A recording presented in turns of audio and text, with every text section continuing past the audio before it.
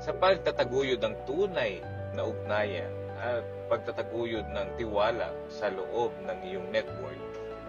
Mahalaga ang pagtataguyod ng tapat na pakikisalamuha at pagpapahalaga sa bawat isa. Sa pamagitan ng pakikipag-ugnayan na may pagmamalasakit at pagtawa, mas nagiging malalim ang koneksyon sa iyong mga member.